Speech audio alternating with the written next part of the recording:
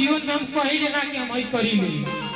हम social media पे लोग हमरा के देखेला कि हम का करी ले। शायद आज तक जितना भी हम सोशल मीडिया पे कमैले बानी 1 से 2 रुपया तो क्यों खाली लोग के हमरा पास से नहीं गए। हमरा क्यों बाना आप लोग बानी तो हम बानी बस और कुछ नहीं। आई देखो वीडियो ऐसे बना के डालनी जो उनकी वीडियो में राते रात में 7 मिलियन चल गए, हमारी जिंदगी बदल गई। वो वीडियो में हम ये बोल दिले बानी कि अगर मेहरारू से कोनो बात कह दहल जला तो मेहरारू के पेट में पहुंचे ना ना ना ना ना ना जरूर एड़ो के सब कह देली। जैसे मेहरारू से कहल जला कि रे उमर होती कमाई देख हम तोरे से कहत नहीं के से कहिए तू कह मां हमरा कौन जो देख कहला करे हम हे कान से सुन ले हे कान से निकाल दिले। आ इतने बतिया कह के अरोरा मार्केट में चल जाए चाहे थाने जब माता जी मंदिर तक चल जाए ए ब्याजी तनी भाव में आ जब वो से रास्ता में आए तो रास्ता में 3-4 गो लोग कही कहो भाई फूल गोली का में कैसा हाल है भाई बतिया सब सही तो तू कहू ना ऐसा तो कोनो बात नहीं है तनी सौरी आगे बढ़वते गौरी आदमी कही कहो खूब तो गाँव में हाल भर भाई सब बात सही हो बाकी वो आदमी के नौवा ना बताई कि बतिया कहले के बा आ तू सोचे बकरी हम एक आदमी से बात कहले भैया पूरा गांव बता लोग बाबा कैसे जानी कोई आ घर जाके कहब का रे उमर होती कमाई का एगो तोरा से बात कहते त पूरा बिया नियर गांव में बोलले बड़े तू मेहरारू लोग कही ए मेहरारू हो मका की कुल बात कोई हुई उ त बाते मत रहबे न त मुंहवा में से निकल गए तो मेहरारू कोनो बात पहली से ना पहली से कि मुंहवा में से निकल गई। हां जवाब है। ये वीडियो बना के डालनी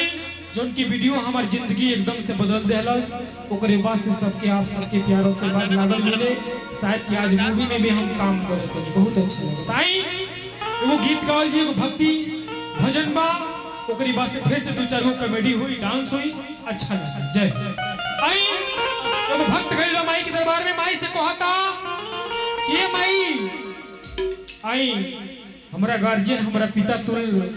की तरफ से बहुत बहुत रुपया का पुरस्कार बा। अच्छे विजय सर जी के मामा बिशंबरपुर जी है ना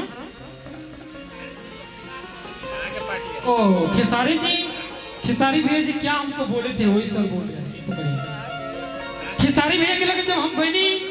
पहली बार तक कहना कि सुनील हमारे वीडियो देख लो झूठ का बोले के बाद कहने की सुनील आज भले के दूसरे के गाना पे चाहे कुछ भी कह के वायरल हुई मगर सुनील तुम अपने मेहनत से वायरल हो अपने आवाज के दम पे वायरल हो।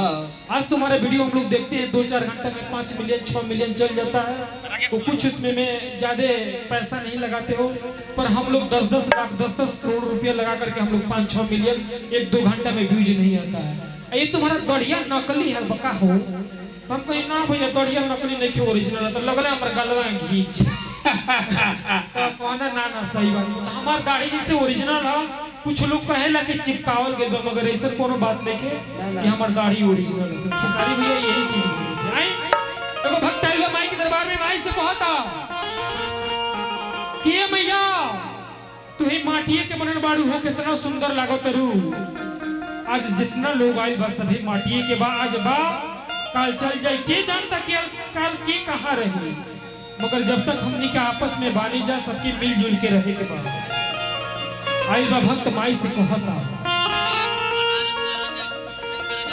कि माटी की मूर्ति से तकेली